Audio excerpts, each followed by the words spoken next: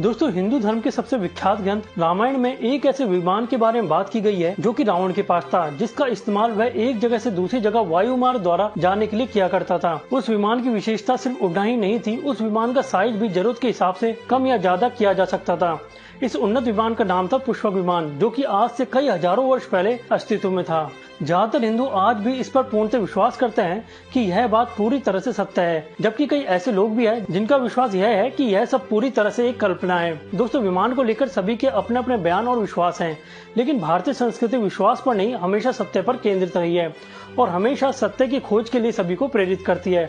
तो दोस्तों, आज हम विज्ञान की नजर से समझेंगे कि क्या वाकई में आज से हजारों वर्ष पहले पुष्पक विमान जैसा कोई वाहन बनाना संभव था या नहीं। अगर हाँ, तो फिर कैसे। नमस्ते दोस्तों, मेरा नाम है शिव सारंग और आप देख रहे हैं माय ज्ञानालय की सीरीज योगिक मूवमेंट, जहां हम बात करेंगे भारतीय संस्कृति, योग और अध्यात्म की। दोस्तों, पुष्पक विमान का वर्णन रामायण में कई जगह मिलता है, जैसे कि रावण द्वारा माँ सीता का हरण करते समय और भगवान राम का विजयी होने के बाद पुष्पक विमान से वापस अयोध्या लौटते समय। लेकिन दोस्तों, पुष्पक विमान जैसा वाहन उस समय तभी उड़ सकता था जब उस समय ऐसी कोई तकनीक मौजूद हो, और अगर उस समय ऐसी तकनीक मौजूद थी तो उसका किसी न किसी पुस्तक में जरूर वर्णन होना चाहिए। तो ऐसे में एक पुस्तक है जो इसका जवाब देती है, जिसका नाम है वैमानिक शास्त्र, जो कि कई विदेशी आक्रमणकर्ताओं द्वारा भारतीय ग्रंथों को लाखों की संख्या में नष्ट करने के बाद आज भी इस प्राचीन विज्ञान के ज्ञान को समेटे हुए है। यह ग्रंथ महर्षि भारद्वाज जी के ज्ञान पर आधारित है, जो कि रामायण काल में ही जन्मे थे। इनके नाम का जिक्र भी रामायण में किया जाता है। इस ग्रंथ में ऐसी कई तकनीकों के बारे में बताया गया है जिससे विमान बनाया जा सकता है। इसमें विमान की परिभाषा देते हुए कहा गया है कि जिसमें पक्षियों के समान वेग अर्थात वेलोसिटी है, वही विमान है। इस पुस्तक के 8 अध्याय हैं और 3000 श्लोक हैं, जिनके जरिए विमान से जुड़ी कई गहन तकनीकों के बारे में बताया गया है। लेकिन अगर ये मान भी लिया जाए कि ऐसी तकनीक के ऊपर एक पुस्तक है वैमानिक शास्त्र नाम से, उसके बाद भी एक सवाल उठता है कि क्या वैमानिक शास्त्र में बताई गई तकनीक वास्तव में काम करती है या फिर नहीं, और अगर करती है तो फिर कैसे। तो दोस्तों, इसी सवाल का जवाब ढूंढने के लिए एक भारतीय एरोनॉटिक इंजीनियर मिस काव्या जी ने भारत के प्राचीन ग्रंथों से विमान का डिजाइन लेकर एक मॉडल तैयार किया और उसे टेस्टिंग के लिए यूनिवर्सिटी ऑफ कैलिफोर्निया भेजा गया। वहां पर मार्च 2017 में aerospace engineer mister Travis Taylor ने इस डिजाइन की टेस्टिंग की। इस टेस्टिंग का मकसद यह जानना था कि क्या वाकई में इस तरह का डिजाइन वाला प्लेन उड़ सकता है या फिर नहीं। क्या इसका डिजाइन इतना एरोडायनेमिक है कि यह हवाओं के विरुद्ध स्थिर बना रह सके। इसके लिए इस डिजाइन को एक बंद बॉक्स में तेज हवाओं के बीच रखा गया। जब इस टेस्ट का रिजल्ट आया तो वह एकदम चौंकाने वाला निकला, क्योंकि प्लेन पूरी तरह से स्थिर था। तेज हवाओं के बावजूद भी उसमें अस्थिरता या कंपन देखने को नहीं मिला, जिससे यह साबित हो गया कि शास्त्रों में बताए गए विमान के डिजाइन वाकई में उड़ान भरने लायक थे।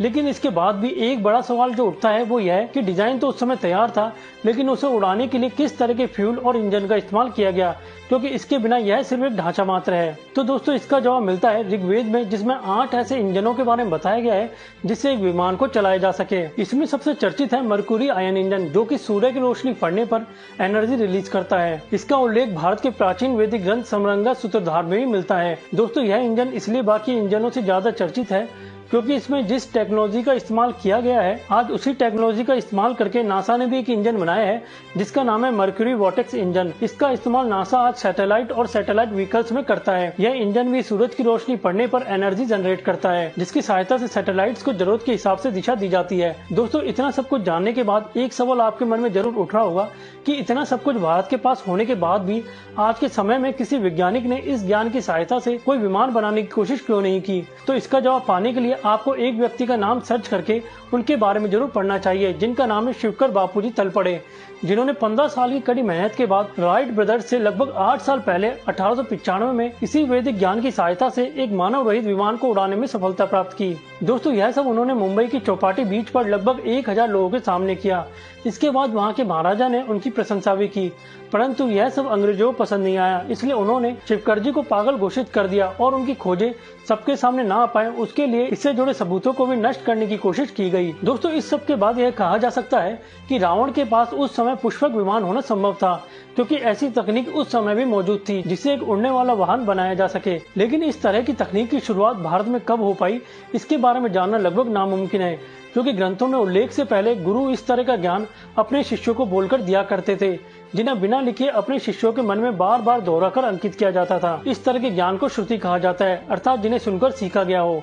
इसके काफी बाद इन्हें लिखना प्रारंभ किया गया, जिसके अनुसार इसके जनक भारद्वाज ऋषि ही माने जाते हैं। अगर आप इस सबसे जुड़ी जानकारी के बारे में और भी विस्तार से जानना चाहते हैं तो मैं इससे जुड़े रिसर्च पेपर और इससे जुड़ी लिंक्स आपको वीडियो के डिस्क्रिप्शन में या फिर कमेंट बॉक्स में दे दूंगा, जहां पर जाकर आप इस डिटेल के बारे में और भी ज्यादा जानकारी एकत्रित कर सकते हैं। इससे आप ये जान पाएंगे कि हमारे प्राचीन ग्रंथों में कितना कुछ है जो कि हमसे अभी तक छुपाया गया है। और मैं सरकार से भी ये रिक्वेस्ट करता हूँ कि इन सबसे जुड़ी जानकारी को स्कूली पाठ्यक्रम का हिस्सा भी बनाया जाए, जिससे प्रत्येक भारतीय सनातन धर्म के वैज्ञानिक पहलुओं को समझ सके। मेरी इस प्रार्थना को सरकार तक पहुँचाने का काम अब आपका है कि आप इस वीडियो को कितना ज्यादा और कहाँ शेयर करते हैं।